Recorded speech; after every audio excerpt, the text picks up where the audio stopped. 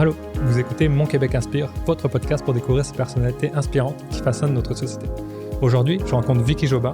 Elle travaille dans la transformation et le transfert d'entreprise. Vous allez voir un parcours vraiment super intéressant. Je vous laisse découvrir.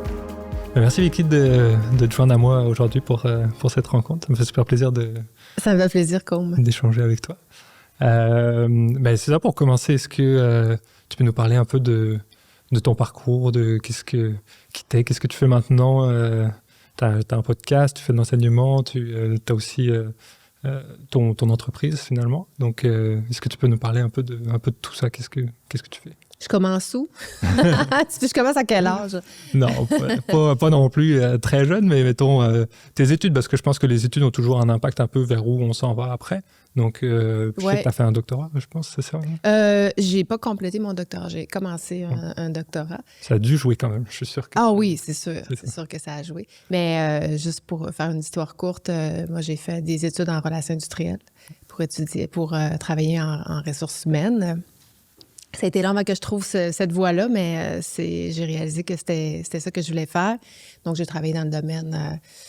En fait, j'ai gradué en 99. Fait que j'ai travaillé, j'ai grandi, j'ai gravi les échelons, disons, d'un professionnel RH jusqu'à un directeur, jusqu'à comité exécutif. Donc, j'étais dans le corporatif dans mes premières années, jusqu'en 2010 où on a appris, j'étais chez Stracker Médical, on a appris que notre entreprise était vendue. Je travaillais pour Stracker Médical, on a été vendu à Flextronics et j'étais DRH dans ce temps-là et j'ai travaillé sur la vérification diligente pendant 8 mois avant de pouvoir en parler au restant de l'entreprise pour finalement faire les annonces organisationnelles pour annoncer d'abord qu'on était vendu, ensuite qu'on était fermé et qu'on serait déménagé au Mexique. Donc, très gros défi, mais en même temps, très grande peine d'amour professionnel parce que ça se solvait en 2011 par la perte par un licenciement de 300 employés, m'incluant moi-même. Donc, j'ai travaillé à mon licenciement parce que j'étais la DRH. Fait que cette expérience-là, parce que j'étais vraiment dans le summum de ma carrière professionnelle quand j'étais chez Stracker, ça allait bien, puis j'étais en amour, autant professionnellement que dans la vie. Puis là, tout ça, ça s'est arrêté abruptement par cette transaction-là. Et je perdais ma job, je perdais mes amis, puis au même moment, je tombe enceinte de mon garçon parce que là, on était partis en voyage, tout ça. Puis là, je revenais de mon congé maternité, mais pas d'emploi parce que là, j'étais mise à pied durant mon congé maternité. Puis là, Puis là, il y avait l'espèce d'Y qui se présente chez les entrepreneurs parce que je pense que quand tu as la fibre entrepreneuriale, tu dois le savoir, c'est comme quelque chose qui pousse en dedans de toi. Puis à un moment donné, tu arrives toujours à un Y à te dire est-ce que je vais en vers l'entrepreneuriat ou je continue vers le salariat? Fait que ce Y-là s'est présenté quelques fois, mais je suis restée dans le monde professionnel, dans le salariat pendant encore quelques années. J'ai travaillé dans une entreprise où on faisait des acquisitions. Donc, on achetait des petites entreprises, puis on les intégrait dans notre milieu organisationnel. Fait que là, je comprenais vraiment les deux côtés de la médaille, étant une personne qui a été acquise et étant celle qui fait des acquisitions. Fait que, tu sais, je comprenais l'aspect humain de la chose. Quand tu perds ta job ou quand tu es racheté, tu sais, il y a toutes sortes de questions qui se posent, puis bon. Fait que c'est vraiment ce qui m'a démarqué. Moi, en fait, j'ai réalisé que c'était mon unicité. J'étais capable, tu sais, j'étais parmi les seules personnes qui avaient vécu ces expériences-là. Et comme j'avais vécu une grande peine d'amour professionnel, je disais à mes collègues, je vis pas ça pour rien, cette expérience-là, ça va me servir un jour. Alors, à un moment donné, mais sur un chemin, j'ai vu plusieurs Y, mais ce Y-là, j'ai dit, écoute, je vais essayer de développer cette expertise-là, étant une personne RH, mais ayant une expertise que j'ai développée au niveau de la vérification diligente, au niveau de l'intégration, pourquoi pas aller vers cette voie-là? Fait que finalement, j'ai fini par... j'ai complété mes études aussi à travers ça, mais j'ai fini par prendre cette orientation-là qui est un peu plus axée sur le transfert d'entreprise, mais l'aspect humain en transfert d'entreprise. Fait que ça implique plein de choses, évidemment, là, mais... Puis, est-ce que tu penses, parce que, tu sais, on voit justement dans les dernières années, si je ne me trompe pas, tu me corrigeras parce que peut-être si c'est pas correct, mais il y a beaucoup d'entreprises qui justement arrivent à cette étape de transfert. Puis je pense qu'on arrive à un moment quand même assez clé. Et si les transferts se font pas correctement, il y a beaucoup d'entreprises qui pourraient éventuellement s'arrêter finalement. Oui, on dit jusqu'à 50% des transferts avortent parce qu'ils sont mal planifiés, sont mal organisés, ouais. C'est énorme, là. C'est la perte pour, même au niveau au Québec, si ces entreprises-là font faillite ou alors juste le transfert ne se fait pas, mais économiquement, pour le Québec, c'est vraiment un impact important. Fait que, comme tu sais, moi je pense que c'est vraiment important cette phase-là. Ouais. C'est quoi ta vision par rapport à la société, justement, comment ça peut impacter ce rôle de faire le transfert finalement? Bien, c'est qu'au départ, tu sais, tu as deux questions, un cédant ou quelqu'un qui arrive en fin de carrière ou qui veut vendre son entreprise, il y a deux questions. Soit je vends ou soit je transfère à l'interne. Vous, les Européens, vous transférez beaucoup dans vos familles. C'est des entreprises qui existent depuis des centaines d'années. On n'est pas rendu là au niveau organisationnel ici au Québec. On est jeunes, tu sais, on est quand même assez jeunes. Les entreprises de 100 ans, on n'en a pas, là. Alors, quand cette question-là se pose, souvent, le dirigeant, vu que ça demeure périn, son entreprise survive, tu sais, c'est son grand soi, c'est son bébé, mais c'est surtout son identité comme entrepreneur. Tu sais, lui, il connaît que ça dans sa vie, c'est ça qu'il est. Là, il doit cheminer vers... Puis dans un monde idéal, c'est que ça perdure aux mains de gens qu'il connaît.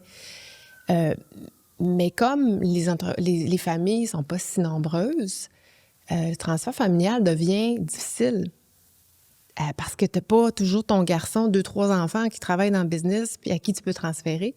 Donc, là, on se retourne plus. Moi, ce que j'essaie d'accompagner de plus en plus, c'est le transfert mixte ou le transfert à l'interne avec des joueurs internes qui ont la capacité de reprendre. Mais tu sais, on s'entend que tu arrives, tu n'as jamais géré une organisation, puis du jour au lendemain, on transfère des actions. Tu sais, ça se fait pas comme ça. Fait que ça se prépare, il faut qu'on développe les gens dans leurs compétences. Mais il y a un aspect, il y a comme beaucoup de non-dits de parts et d'autres, parce que là, il y a de l'argent. C'est une entreprise qui vaut plusieurs millions de dollars. Bien, je suis capable de l'acheter, moi, à Ticlin, qui gagne 80 000 ou 100 000 même. Mais tu sais, j'ai pas la capacité, j'ai pas fini de payer ma maison. J'ai 2 ou 3 jeunes enfants. Ma femme est stressée parce que là, elle dit, là, on va tous mettre nos économies là-dedans. Fait que, tu sais, il y a ça. Puis, il y a le cédant qui, lui, est en fin de carrière, qui veut que ça... Puis, il dit, ben, je vais pourquoi pas ça financer. Moi, j'ai bâti tout ça de mes mains. Puis là, mais là, entre les deux, y a-t-il quelque chose qu'on peut faire? Mais il faut au moins adresser les situations. Donc, si t'es pas accompagné pour le faire, t'en parles juste pas. Puis là, tu te ramasses avec des grosses dettes, avec des stress ou des refus. Puis ça, c'est la même chose au niveau des compétences. Le cédant, il a son réseau d'affaires, c'est lui qui fait le développement, puis tu transfères auprès de certaines personnes qui sont très opérationnelles ou très financières, où il y a vraiment des écarts. Mais il faut organiser ça pour que ça se poursuive, puis mais tout ça, c'est adressé, c'est structuré, c'est organisé, c'est dit, ouais. Ça doit être hyper complexe parce que, tu sais, là, tu parles d'une, on va dire, la différence de compétences. Tu sais, tu as des gens, la personne qui a géré l'entreprise a certaines compétences qui, on va dire, relationnelles avec les clients et tout, puis là, l'autre personne à l'interne va avoir d'autres compétences. Mais aussi, j'imagine en tout cas que généralement, ça doit être aussi une différence générationnelle. Fait que là, faut tout aborder ça. Il faut faire comprendre aux cédants que l'autre, il a son style, il est de son époque, la culture va changer. Fait qu'il y a tous ces deuils-là à faire à travers cet accompagnement-là. Fait qu'il faut adresser les vraies affaires. Faut dire les vraies affaires. On est beaucoup dans la douleur. Puis c'est là où les entrepreneurs ne veulent pas nécessairement aller parce que la business, ça va vite, c'est stratégique, c'est opérationnel, on fabrique un produit ou on livre un service. Là, tu arrives, il faut que tu prennes une pause puis que là, tu abordes cette situation-là mais c'est ce qui fait que... Moi, je dis toujours, le plus important, la question la plus importante, c'est celle que tu n'oses pas poser. parce que tu as peur de la réponse. Ouais. Mais si tu la poses pas parce que tu connais la réponse, bien, éventuellement, elle va ressortir. Puis tu vas te ramasser dans cette situation-là que tu voulais pas, finalement. Ouais. Puis, souvent, c'est une situation... si cette question, elle sort plus tard, c'est souvent une situation un peu plus complexe aussi. Là, Oui, c'est de l'émotif. Ouais, c'est de l'humain. C'est ça. Et comment tu penses que c'est tout cet aspect transfert d'entreprise, parce que ça, en fait, ça a un impact aussi vraiment direct sur la société. Là. Le fait de transférer, d'avoir un leader qui est différent dans l'entreprise, ça a un impact sur toutes les personnes qui vont être impliquées dans l'entreprise. Puis pas juste, ça a un impact aussi sur les clients. C'est souvent les clients et fournisseurs parce que, comme on disait, les mentalités changent au niveau de la direction. Comment tu penses que ça impacte les gens justement qui tournent autour de cette entreprise-là? Bien, ça a un impact direct et indirect là, dans les familles. Ça va... Tu sais, moi, quand j'étais DRH, là où on était rendu, on avait monté une entreprise qui était très mature, là. Puis à tous les points de vue, au niveau opérationnel, financier, mais au niveau humain aussi, puis au niveau responsabilisation, culture. Et on travaillait très fort à intégrer la famille dans l'organisation pour qu'il y ait un sentiment d'appartenance. Quand on a fermé là, la business à Lillet, là, c'est un village qui était impacté. C'est le coût de la valeur des maisons du village qui baissait parce qu'il y avait 300 employés qui se ramassaient sans emploi, 330 employés sans emploi. C'était de ça que parlaient les journalistes. Donc, c'est sûr que de fermer une entreprise qui génère un chiffre d'affaires de 30 millions, qui emploie 250 personnes, ça a un impact. Tu sais, ces enfants-là, ils vont à l'école privée ou pas, ils font des sports, tout ça, c'est cher, tu sais, c'est des coûts, fait que ça met une pression sur la famille, c'est des stress inutiles. Puis financièrement, c'est sûr que ça a un impact. Là, tu sais, c'est sûr qu'on est en 2024, il y a rareté de main-d'œuvre, tout ça. Ces gens-là finissent par se replacer, c'est sûr, là, où il y a de l'accompagnement, on va donner de la formation, on va réorienter les carrières. Il y a plein d'organisations qui aident justement au transfert. Puis c'est régi aussi. Tu fermes une entreprise, c'est régi, là. Il faut que tu t'envoies une lettre au ministre du Travail, là, pour dire je ferme ma business, il y a un licenciement collectif. Tout le politique s'en mêle, là. Je ne peux pas fermer ça comme ça, mais pour répondre à ta question, c'est que ça a des impacts au-delà du financier, ça a des impacts sur la société. Fait que si on est capable de préserver ces entreprises-là, qui ont déjà leur aire d'aller, qui ont déjà leur infrastructure, tu sais, partir une entreprise de manière organique, ça prend du temps, ces structures-là, alors que tu peux les préserver avec des gens qui sont déjà là, puis en plus, qu'eux autres, ils peuvent améliorer leurs conditions, ils deviennent des entrepreneurs. Parce que, tu sais, le transfert, c'est pas des entrepreneurs, hein, à la base. Ils ont l'occasion de devenir entrepreneurs. Ouais. Et c'est pas comme toi puis moi, on est des entrepreneurs parce qu'on fonde des entreprises. On est probablement nés dans Marmite, puis on a ça dedans de nous. Mais quand tu reprends une entreprise, souvent, tu vas avoir l'occasion de... Puis là, il faut que tu apprennes à devenir un entrepreneur, puis à diriger une entreprise, puis c'est pas dans tes gènes, puis tu l'as pas appris nécessairement. Fait que ça, c'est sûr que c'est un défi, puis c'est là où il y a des risques aussi d'échecs. Fait que là, il faut tout préparer ça. Puis si on les connaît, les risques, les écarts, ben on va les combler. Mais c'est là où je pense que pour cette personne-là, ça doit être hyper important de s'entourer, justement. Tu sais, comment les personnes... mettons une personne qui voudrait justement embarquer dans le reprenariat, ce serait quoi les conseils que tu te donnerais pour... c'est quand le bon moment de s'entourer? C'est avec qui? Est-ce que c'est avec d'autres entrepreneurs? Il n'y a tellement pas deux repreneurs pareils. Je sais même pas quel conseil je dirais. Mais je dirais, fais-toi confiance.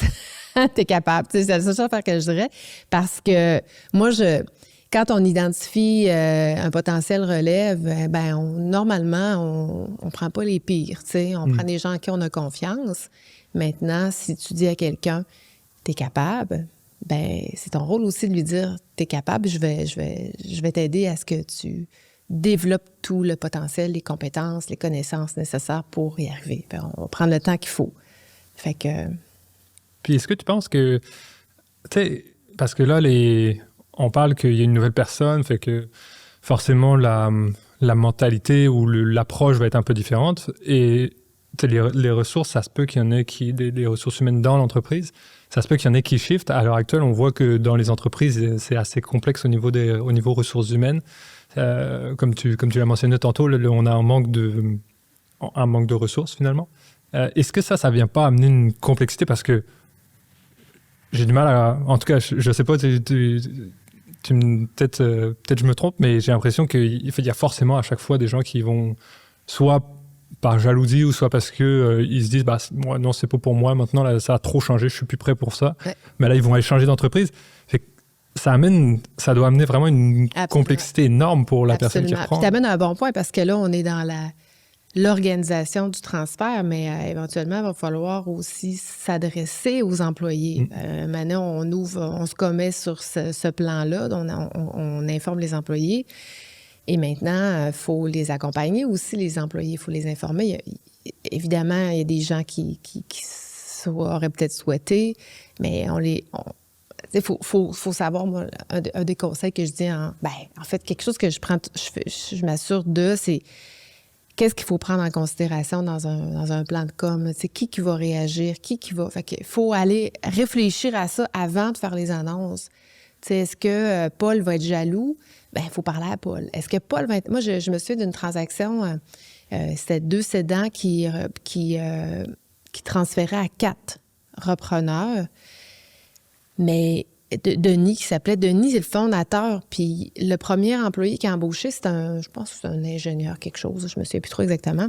Mais il travaillait pour lui, là. C'était comme Denis, il se levait le matin pour Denis. Mais là, Denis, il peut pas dire au gars, voilà, en même temps que tout le monde, voilà, on transfère. Il a fallu qu'on fasse des interventions auprès de ce gars-là pour dire, mais le futur président, il est bon, il est capable, il va reprendre, ça va bien aller, puis on a besoin de toi, puis je vais être là encore, pour toi, on va rester en contact. Ouais. C'est toutes ces petites affaires-là qu'il faut que tu réfléchisses à comment ça va se passer. Fait que je pense que c'est comme un... Moi, je sais pas pourquoi je sais les choses. Des fois, on ne sait pas pourquoi on sait les choses. C'est juste instinctif. C'est beaucoup, beaucoup d'instinct. De comprendre que les gens vont réagir, d'être capable de comprendre c'est quoi une émotion humaine. Puis les gens, ils sont bien intentionnés, mais ils comprennent pas, ils n'ont pas l'instinct de dire « Ah oui, c'est vrai, lui, il va réagir. Lui, il va prendre... Lui, il n'a pas de problème, ça va bien aller. » C'est ça il souhaiterait que ça soit ça. C'est bien plus facile. Mais il y a une grosse... Justement, il y a une grosse portion émotionnelle là-dedans. J'oserais même dire 80% c'est émotionnel. C'est ça. Et pour toi qui gères ça, doit être aussi très complexe parce que il y a les émotions de l'entrepreneur, donc qui était propriétaire puis qui veut céder, et les émotions des personnes ou de la personne qui veut récupérer. Et que là, faut, comme toi, finalement, tu fais le pont entre les deux, le pont émotionnel, mais pour toi, ça doit être... Non. Non, c'est surtout qu'un gars qui faisait de l'électricité puis disait, moi, je vois les fils électriques à travers les murs. Moi, c'est ça, je vois les émotions à travers les gens. Je sais pas, il y a comme cette... Puis moi, on m'appelle quand les gens sont à bout de quelque chose, sont pas capables de gérer. Un consultant qui dit, oh, je suis rendu dans la structure, je suis rendu dans l'émotion. Là. Moi, j'embarque pas là-dedans. Puis mes clients me disent toujours, tu vois, chez nous, c'est compliqué, mais ça sera pas facile. Moi, mais je n'ai pas de clients faciles. Moi, à la base, un mandat, c'est pas facile. C'est jamais facile. Puis c'est ce qui fait que c'est beau parce que on y va une étape à la fois, mais je pense que le secret, c'est la communication, c'est de se dire les vraies affaires. Puis moi, c'est ma mission de vie, c'est de dire les vraies affaires avec amour et bienveillance. Si je te le dis, c'est parce que je t'aime, puis c'est important que tu le saches. C'est ça, mais toi, tu as eu un travail probablement personnel parce que ça, c'est des choses qui ne sont pas nécessairement faciles à faire. Ouais. Beaucoup de gens qui ont du mal à soit exprimer vraiment leurs émotions, ou alors, parce que des fois, c'est des personnes qui ont quand même des grosses responsabilités, des personnes qui sont importantes. Fait que là, il faut leur dire, non, ça ne marche pas comme ça, tu ne peux pas aller comme ça ou tel. Ouais. Et ouais, ça doit être challengeant. C'est pas tout le monde qui a... Comment ça a été Des fois, c'est pas facile, mais on vient qu'on on sait comment dire les choses. Tu sais, récemment, c'était pas dans un mandat de transfert, mais c'était dans un mandat de diagnostic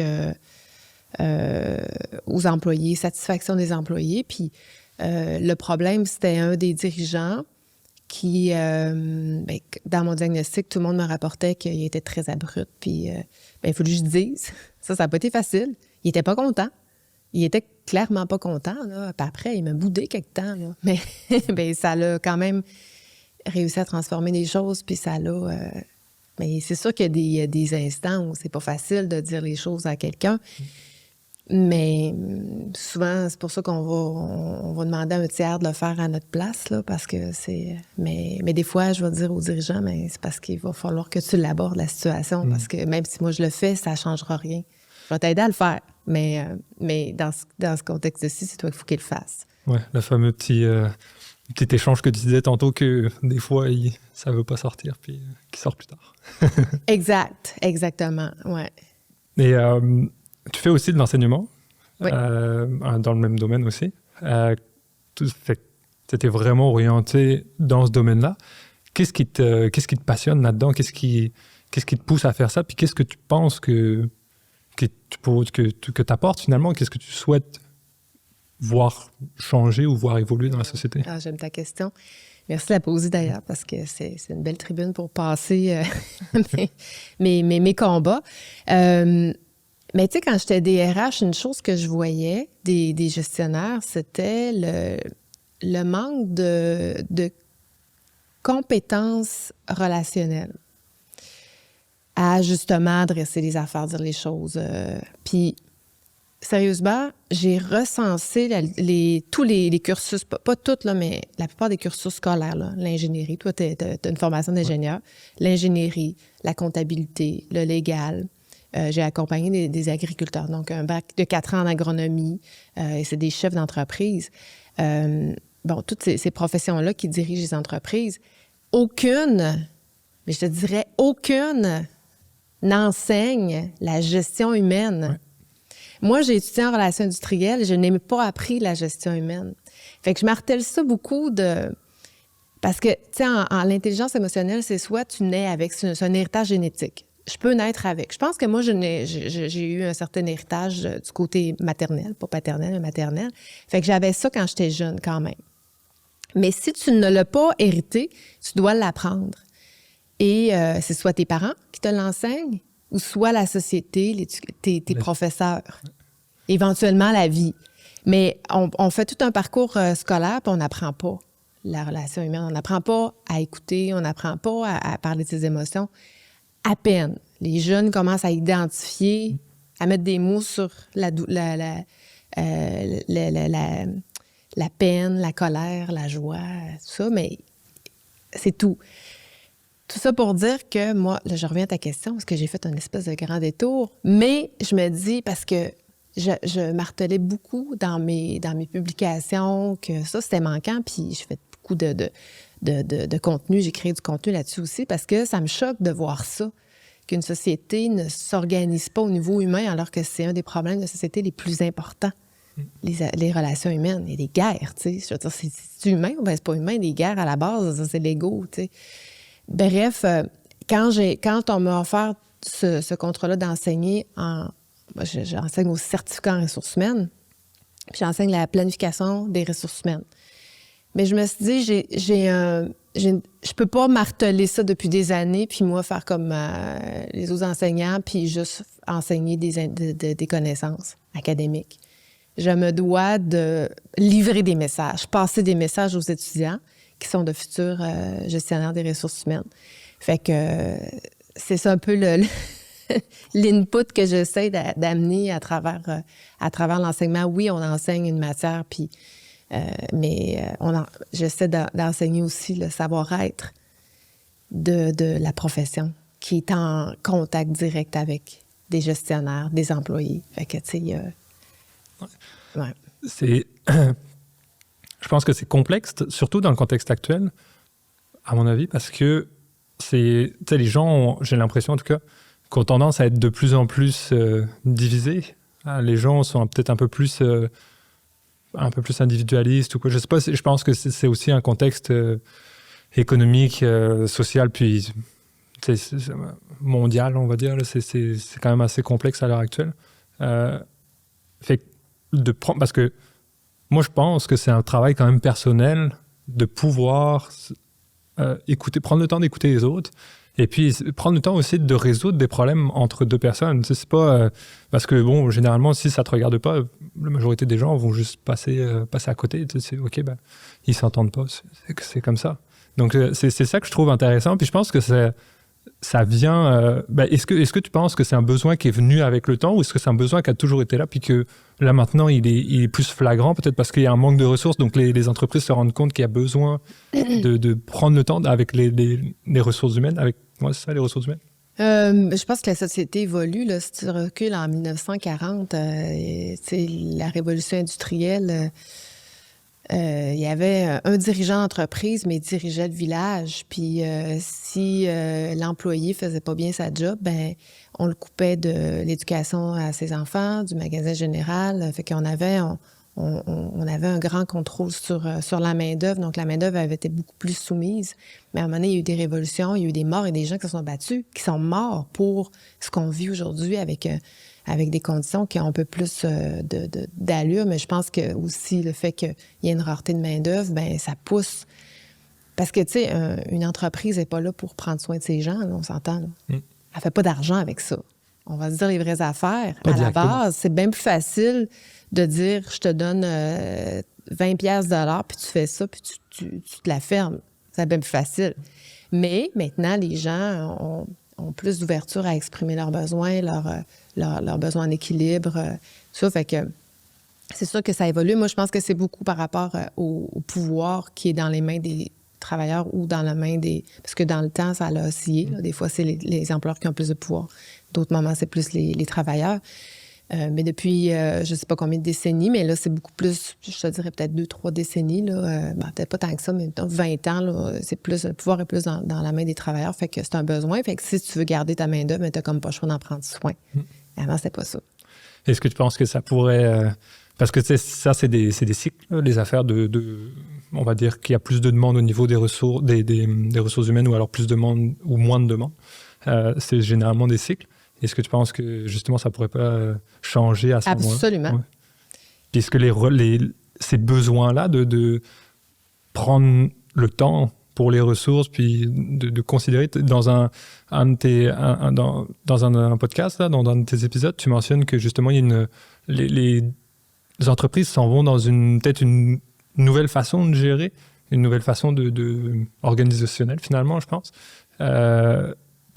Est-ce que c'est vraiment quelque chose qui va être durable, ce changement, ou est-ce que ça va probablement revenir? C'est ça, on parle dans le futur, puis c'est vraiment hypothétique, mais... La même question se pose au niveau de l'environnement, des pratiques de développement durable. C'est la même chose, hein? C'est sûr que ça dépend de plein de facteurs. Je pense qu'il y a une question de volonté organisationnelle. Si c'est imposé, la réponse est non. Si c'est une volonté, la réponse c'est oui. Mais je pense que les dirigeants de demain n'ont pas les mêmes valeurs que les dirigeants de ma génération ou les baby boomers qui... puis en même temps, je veux dire, c'est comme ça qu'on nous a éduqués. Hein? Si tu regardes le fonctionnement des universités, c'est les penseurs, les travailleurs. Fait que, tu sais, il y a comme culturellement, il y a cette barrière-là à casser. Mais, tu sais, le principe des entreprises responsables qui, tu sais, c'est mon objectif, c'est pas de faire de l'argent, mon objectif, c'est de travailler sur l'environnement. Puis ma conséquence, c'est que c'est payant puis que c'est rentable. Mais c'est dur à casser là, dans des paradigmes. Je pense que c'est des gros paradigmes de gestion. Est-ce qu'on est prêt? La réponse, je pense qu'elle est non. On n'est pas prêt encore à ça. On n'a pas encore assez évolué. Mais les jeunes tendent, la nouvelle génération tend à aller vers là. Fait que je pense que si le renversement est rendu assez loin, puis que l'économie est assez bonne pour nous permettre de s'y rendre, je pense que ça peut perdurer. Mais l'économie vient vraiment... Tu sais, il y a le tipping point, là, quand est-ce que ça va renverser comme ça? Là, je ne sais pas exactement c'est quand, mais évidemment, l'économie parle encore. C'est encore l'objectif. Ouais. C'est correct, je veux dire, on est là pour faire des sous, Mais il y a d'autres courants de pensée qui sont aussi rentables, mais qui viennent demander d'autres changements de paradigme. Là. Fait que c'est dur. Oui, parce qu'en plus, on va dire que faire ces changements-là pour une grosse entreprise, c'est peut-être plus facilement accessible parce qu'ils ont les finances. Mais ouais, c'est vrai, ils ont aussi on va dire... Transformer plus dur que de créer de façon organique. OK. Ouais, t'es mieux si tu veux intégrer ces modèles-là, bon, on l'a peut-être pas dit, mais des modèles qui s'autogèrent, là. Ouais. Je pense que c'est plus facile de manière organique que de transformer une organisation. Où il faut que tu y ailles vraiment à petits objectifs. Il ne faut pas que ça soit ta finalité. Ça fait peur aux gens. Les employés ont peur de ça aussi. Là. Ah, c'est normal. Ben Tout le monde a peur du changement. Ça, de toute façon, oui. Et puis tu dois très bien le savoir. Là. Je pense qu'on est un peu toujours... c'est parce qu'on ne sait jamais trop dans quoi on s'embarque. Là. C'est ça. On veut le changement, mais quand ça arrive, on a peur. On baisse la main. Là, oui, je suis pas tout à fait prêt. Tu sais. Changement, mais pas pour moi. Ouais, c'est pas fait pour moi. C'est peut-être pour lui, mais pas pour moi. Parce que si je comprends bien, selon toi, ça viendrait initialement plus des petites entreprises, des entreprises qui démarrent, qui vont commencer à amener cette mentalité puis cette approche qui serait suivie petit à petit par les grosses entreprises qui, elles, ont ça va prendre une plus grosse inertie à faire ce changement-là. Ben en fait, c'est parce que faire une transformation vers un modèle libéré, appelons-le comme ça, il y a différents modèles opales, holacratiques, tout ça. Je me souviens, Jean-Baptiste Dernoncourt, qui nous avait fait une conférence à un moment donné, puis je l'ai interrogé aussi sur mon podcast, dans mes premiers épisodes de podcast que j'ai fait. Il avait dit quelque chose, parce que lui, il a transformé les carrefours. Tu connais les carrefours, c'est européen. Un peu comme des Walmart... je ne sais pas comparer ça ici au Québec, mais bref, lui, il a fait la transformation des carrefours vers des modèles plus libérés. Puis là, il avait dit, si tu avais quelque chose à changer, ça serait quoi? Il dit, si je le refaisais, je le ferais, mais je ne le dirais pas. Ah ouais? Ouais. OK. C'est-à-dire avec des petits objectifs. Ça pourrait être un petit objectif de dire, on a pris conscience que... peut-être notre organisation a trop de structures de contrôle. On aimerait alléger la structure de contrôle. OK. Fait que là, les employés comprennent. Fait que là, on prend, une année à alléger ça.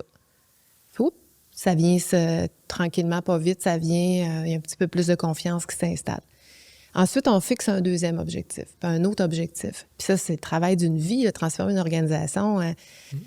Parce que, tu sais, quand tu arrives au niveau financier, libéré, tu sais, puis d'être transparent dans tes salaires, tout ça, c'est comme, on change les mœurs, ça. Fait que ça se fait graduellement, petit à petit. Et il n'y a pas de... Tu sais, moi, ce que j'ai compris, c'est que tu n'es pas obligé d'avoir une finalité. Tu vas jusqu'à où tu as envie d'aller, puis que là, ton entreprise est prête à aller dans son autogestion, dans son... Parce que c'est pas tous les employés non plus qui ont la capacité de prendre des initiatives puis prendre des décisions, là, fait que... c'est une complexité. Complexité. Et puis, il y a aussi ça m'intrigue. Est-ce que tu penses que pour tous les employés, tu sais, au niveau de la société, est-ce que c'est bénéfique? Il y a des gens qui ont vraiment plus ce goût ou ces attentes de « OK, tu sais, c'est quoi que je fais? » C'est de ne pas avoir nécessairement cette... Je dirais pas liberté, parce que je pense pas que... en tout cas, par rapport à ce que je veux dire, liberté serait pas le bon terme, mais être moins guidé, si tu veux. Il y a des gens qui préfèrent être guidés. Moi, c'est ça, puis c'est comme ça. Il y a des gens que tu leur dis, c'est ça l'objectif, on se retrouve dans 2 semaines ou dans 1 mois, puis on discutera de où vous en êtes rendu. Comment tu penses que ça peut impacter? Parce qu'il y a certaines personnes qui vont peut-être ressentir plus de stress au travail, certaines personnes qui vont être plus à l'aise. Ça prendrait comme un juste milieu, mais c'est dur à mettre en place, j'ai l'impression. C'est très complexe à mettre en place. Puis moi, je fais du transfert d'entreprise, là. Je parle pas de ces modèles-là, ou à peine. Des fois, quand on fait des ateliers, puis là, on est sur les pratiques de gestion, je vais passer des messages. Je vais toujours forcer un peu plus la confiance dans la délégation, dans la gestion, mais je ne parlerai jamais de ces modèles-là. Mais je vais essayer de transformer ce sur quoi j'ai du pouvoir de transformer, puis jusqu'à où l'entreprise est prête à aller dans ses mœurs, dans ses cultures, dans ses façons de faire. J'ai fait un transfert d'entreprise d'une entreprise à Drummondville. Les gars ont à peu près, en moyenne, 45 ans. Ils sont 4 gars. Mais les 4 gars travaillent là depuis qu'ils ont 20 ans.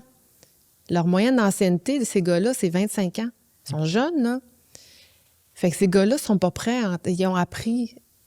Ils sont empreints, sont imprégnés des cultures qui sont plus sur le contrôle. Même que on a changé un président qui est plus collaboratif. Il était complètement perdu. Il comprenait pas de ne pas se faire imposer une décision, puis que là, tout à coup, on me demande mon opinion. Ça marche pas, ça. Qui décide, là, qui s'assume. Tu sais, c'était ça, là. Fait que, tu sais, c'est pas tout le monde qui est prêt. Alors que dans une jeune entreprise, jeune, je veux dire, en temps, là, avec une moyenne d'ancienneté qui est un peu moins importante, ça va être plus facile de changer. Puis c'est pas une question d'âge non plus, là. C'est pour ça que je dis une moyenne d'âge d'ancienneté, c'est parce que en gestion de changement, on dit plus t'es vieux, plus t'es résistant, mais c'est pas vrai. C'est l'ancienneté qui fait que tu résistes. Parce que ça fait trop longtemps que tu fais quelque chose d'une façon. Parce qu'une personne de 45 ans pourrait rentrer dans un milieu puis être beaucoup plus ouverte qu'un jeune qui est là depuis 15 ans puis qui en a 35. Tu comprends? Fait que...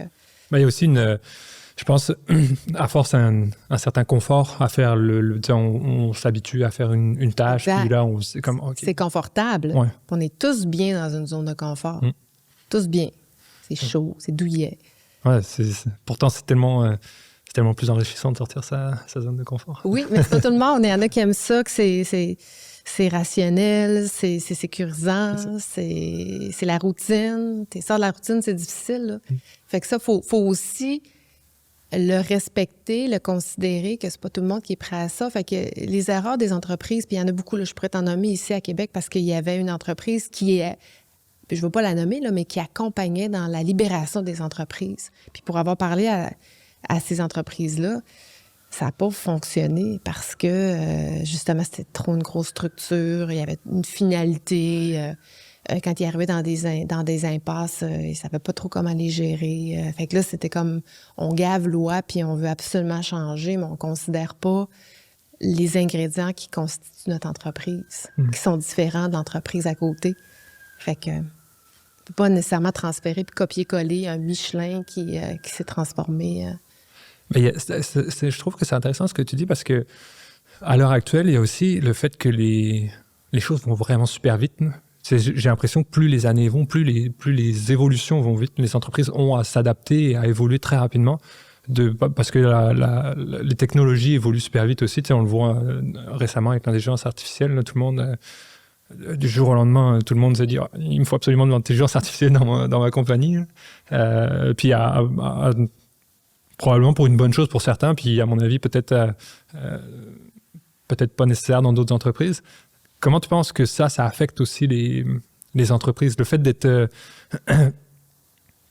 pour le transfert et puis pour les entreprises en règle générale, il y a une certaine pression d'évolution. Et en même temps, s'il faut que tu fasses un transfert, c'est comme pour des personnes qui sont plus anciennes, qui ont des méthodes de faire. Justement, on parlait des choses qui sont plus... on est habitué à fonctionner de telle façon.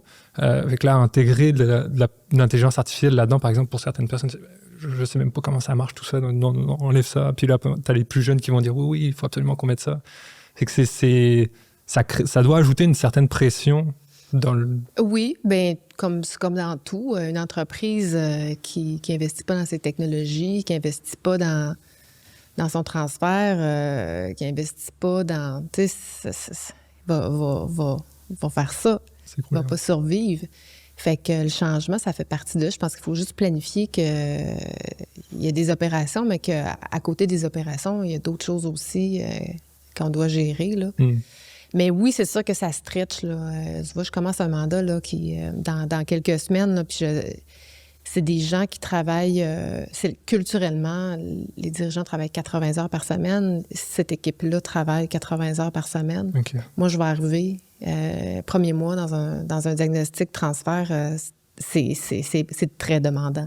Je leur demande en moyenne à chacun presque un 7 heures par semaine de diagnostic ou de tests psychométriques. Fait que c'est sûr qu'il faut qu'il soit prêt, mais la haute direction doit libérer un peu de temps aussi. Il faut qu'il s'organise. Mais ça fait longtemps qu'il le savent. Fait qu'il faut qu'il planifie. C'est une question de planification aussi. Mais en même temps, si tu n'as pas de skills de planification, puis tu vas trouver ça dur de... Ouais, c'est ça. C'est là où il faut s'entourer finalement. C'est des compétences qu'on n'a pas nécessairement toujours... On n'a pas toutes les compétences qu'il faut. Là. Fait quand il y a des besoins qui sont plus spécifiques, à mon avis, c'est là où c'est important de s'entourer. Je pense que c'est là où justement toi t'interviens, avec des personnes qui sont... Mais moi, je dis à la direction, libérez-les puis donnez-leur du temps. Tu sais, je les sensibilise à les aider aussi. Là, fait que, puis je vais être challengée aux besoins. Puis moi, au final, je travaille... Mon client, c'est pas le cédant, c'est pas le repreneur, c'est la personne morale. Ouais. C'est l'entreprise. Qu'est-ce qui est bon dans les intérêts de l'entreprise? Et on devrait toujours penser à ça. C'est quoi les intérêts de l'entreprise? Au-delà de mes propres intérêts. Fait que, au final, celui qui me paye, c'est le cédant, mais tu sais, je le ramène là. Qu'est-ce qui est bon pour ton organisation en ce moment? Ça, c'est bon pour toi, mais c'est pas bon pour ton organisation. Une vision externe, finalement, peut-être plus objective. Oui. Puis moi, je tripe dans ma vie parce que, tu sais, cette qualité-là, mais ce défaut-là aussi, de trouver les problèmes puis les adresser. Je me suis pas toujours fait des amis en faisant ça, mais là, on me paye pour le faire. Fait que, je suis heureuse. C'est ce qu'il faut. C'est ça. C'est important d'être heureux dans ça. Et comment tu verrais comment tu te verrais, toi, dans...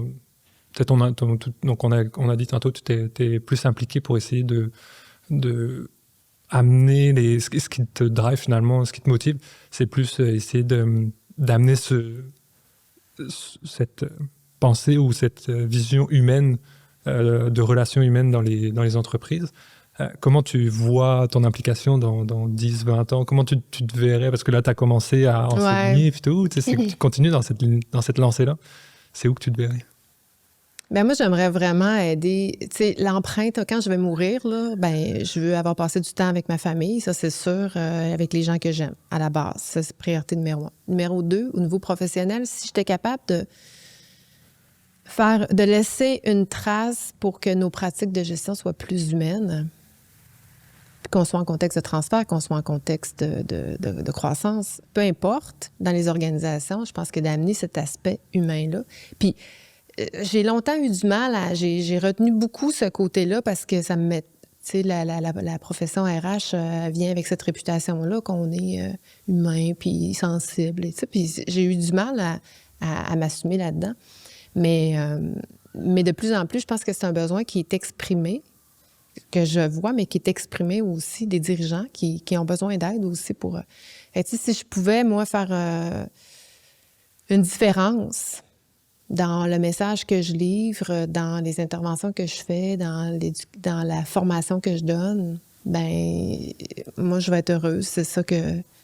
Ben, je pense que déjà, j'ai certainement dû faire un peu de différence là, dans certaines organisations puis chez certaines personnes, mais c'est pour ça que je fais les choses. T'sais, moi, c'est ça ma paye.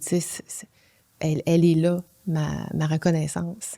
De voir qu'il y a des transformations puis de voir que les choses évoluent. Mais c'est long. Mais tu regardes en arrière de toi, il y a 1 an que c'est passé. Hey, regarde tout ce qu'on a fait. Hey, il y a des choses qui se sont transformées, c'est magique. Mais tu sais, ça se fait avec du temps puis de la communication. Oui, puis de la passion aussi, je pense. Sûrement. Parce que sûrement, ouais. C'est pour avoir toujours cet objectif-là en tête et tout, je pense que c'est probablement ça qui doit t'aider aussi à aller de l'avant, puis à vouloir t'impliquer de plus en plus. Là. Ouais. Parce que tu n'avais aucune obligation d'embarquer à faire des enseignements. J'imagine que tu aurais pu rester à faire ton entreprise. Puis ça, absolument. C'est ça. Mais en même temps, plus j'évolue là-dedans, plus je vieillis, plus j'ai envie de... Ben, je suis plus à l'aise aussi, mais moi, j'aime mes clients, puis je leur dis que je les aime.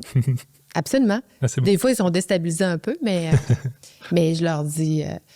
Je leur dis pas nécessairement « je t'aime » comme ça, mais tu sais, je leur dis que je les apprécie, que c'est important pour moi d'avoir une bonne chimie. Je crée ce lien-là qui est très important. Il y a des mandats, par exemple, si j'arrive par les releveurs puis que là, le cédant est plus ou moins à l'aise, j'arrive jamais à créer cette relation-là. Ça va être très mécanique comme transfert. Ça sera pas très relationnel. Et les transformations ne seront pas beaucoup au niveau relationnel. Mais si j'arrive avec une connexion relationnelle avec la haute direction, les décideurs, ça fait vraiment toute la différence. Mais pour ça, il faut que je crée un lien de confiance. Mais si je leur fais pas confiance, ben, eux autres ne peuvent pas me faire confiance. Puis si je les aime pas, ben, eux autres, ils vont se méfier de moi aussi. Fait qu'il faut que je sois entière. Il faut que je sois au-delà d'une transaction. Je ne vais pas faire du génie industriel à améliorer les opérations, puis du temps et mouvement. Je ne suis pas là-dedans. Là. C'est pas des machines, finalement. C'est ça, exactement. Fait qu'il faut que je leur dise, ce bout-là, il va être tough. Ça va être dur quand tu vas voir ta culture changer. Ça. Puis tu me trouveras pas fine parce que je vais t'éloigner des choses que tu aimes faire. Puis je vais te dire, tu sais, je les prépare aussi émotionnellement. Comment ça va se passer. Cet aspect-là est très central au départ, là, qu'émotionnellement, on va vivre quelque chose ensemble. Fait que tu crées des liens dans l'émotion, là, ça vient fort. Là. Moi, je veux dire, un président, ça pleure un président. Là, fait que, puis c'est correct, parce que quand on est rendu là, on a touché quelque chose, la corde sensible, c'est ça qui, lui aussi, doit libérer. Parce qu'il y a beaucoup de choses, il y a beaucoup de stress, il y a beaucoup. Fait que s'il arrive à libérer ça, puis OK, là, on travaille ses vraies affaires. Ça, c'est vraiment le fun. Quand j'arrive là avec un client, c'est magnifique, là. Ouais, ça doit être on peut faire n'importe quoi, c'est après, là, parce qu'on se fait confiance. Ouais, mais ça doit être justement la partie assez quand même difficile parce que... Pourquoi? Parce que c'est émotif. Ben, c'est ça, ouais. C'est ça. C'est généralement, chacun veut pas un peu un bouclier. Le fait que là, tu rentres au travers de ça. Mais c'est ça qu'on n'a pas appris. Ouais. On n'a pas appris à être émotif. On n'a pas le droit d'être émotif. C'est ça. Surtout pas un chef d'entreprise, je pense. Exact. Ben, c'est ce qu'on lui a dit. Ouais. Faut que tu supportes la tour pour tout le monde. Exactement. Tu peux pas t'écrouler. Ouais. Puis, pour finir, est-ce que justement, tu aurais un conseil à donner aux gens qui nous écoutent pour essayer soit s'impliquer dans ce domaine-là ou qu'est-ce que ça prend pour aider et puis pousser le changement par rapport à que les gens aimeraient voir dans les entreprises? Je pense qu'il faut pas avoir peur de... C'est un domaine qui est pas nécessaire. C'est un domaine qui est facile dans la mesure où tu as la capacité d'aborder ça. Le conseil que je donnerais, là, c'est de toujours tourner la caméra vers soi. Parce que tout passe de soi. Puis si je suis pas capable d'être consciente à moi-même, mais que je sois dans n'importe quelle situation, je vais avoir du mal. Parce que je me verrai pas, moi, réagir. Je verrai pas mon style de communication. Je verrai pas mon non-verbal parler. Je verrai pas ce que je vis. Je vais toujours projeter sur l'autre. Puis dans toute situation, si tu arrives à faire ça, puis à faire une lecture de ce qui se passe en ce moment, là, je suis stressée ou... tu peux faire n'importe quoi, là. Tu peux faire n'importe quoi parce que tu es capable de mettre des mots sur quelque chose que tu vis, d'adresser les vraies affaires, de parler des non-dits. Mais tout passe par soi. Ouais, c'est un gros travail. Jamais, les autres ne sont jamais la cause de nos réactions, ils sont nos déclencheurs. Il me déclenche. En ce moment, lui, il a fait quelque chose, ça m'a vexé. Je vais être fâchée contre lui. Je vais dire, c'est de ta faute. Mais en quelque part, c'est parce qu'il vient de déclencher quelque chose chez nous que j'ai pas réglé. Une blessure que j'ai pas réglée. Fait que, tu sais, si je prends le temps de tourner la caméra vers moi puis d'aller voir qu'est-ce qui se passe, OK, ça va diminuer mon émotion, puis ça va faire que mon intervention ou la conversation que je vais avoir, elle va être complètement ailleurs, là. Puis ça, c'est dans tout. Fait que, puis c'est pas facile, là, tu sais, je dis ça, j'ai l'air bien facile, mais je veux dire, moi, je suis une bébite émotive, là, qui doit se gérer tout le temps, là. Je me réveille en me gérant, puis je me couche en me gérant, là. Mais c'est ça qui est important. Ouais. C'est pas un travail d'une fois. Tu sais, tu fais pas une fois ça quand t'as, je sais pas, 25 ans, puis après, c'est terminé pour toute la vie. Je pense que c'est vraiment quelque chose d'être capable de se regarder soi-même, puis de se dire qu'est-ce qui marche pas ou qu'est-ce que je fais correct, pas correct. Mais c'est un travail de toute une vie, puis ça s'apprend à se faire régulièrement, je pense. Oui, ça se pratique. Mais il faut le vouloir. C'est comme la mécanique. Si moi, je fais pas de mécanique, mais en 6 mois, je suis capable de faire de la mécanique. Si je dis je vais apprendre à faire de la mécanique, je vais prendre un cours. Dans 6 mois, je fais de la mécanique. Mais ça s'apprend. Ouais. Mais c'est ça. La volonté. Ça se peut que physiquement, ça soit plus dur pour moi de faire de la mécanique, mais ça se peut que pour d'autres personnes, faire la conscience de soi, ça soit un peu plus difficile parce que c'est moins naturel. Ouais. Il y a moins la force émotive. Comme moi, ma force physique est moindre pour faire ce type d'apprentissage-là. Ouais, comme tu disais, c'est des fois, soit on a plus ou moins hérité ou on l'avait quand on était jeune par la famille, ou alors on l'apprend plus tard. Ouais. Super, écoute, merci beaucoup Vicky d'avoir échangé avec moi aujourd'hui. Merci à toi, Côme. C'est le fun. C'est toujours le fun de parler de ces sujets-là. Puis j'espère que ça va faire un bout de chemin, puis que ça va faire réfléchir. Ouais. Moi, je pense que les relations interpersonnelles, c'est hyper important dans tous les contextes, que ce soit en entreprise, mais c'est aussi externe, social, puis même dans la famille, puis les relations personnelles. Je pense que c'est super important. Donc oui, c'était très intéressant. Merci à toi. Merci d'avoir écouté ma rencontre avec Vicky Jovin. Si vous avez aimé, n'hésitez pas à partager et laisser un commentaire. Nous, on se retrouve au prochain épisode. Et en attendant, n'oubliez pas, lâchez rien. Allez jusqu'au bout de vos ambitions, dans le respect des autres et de vous-même.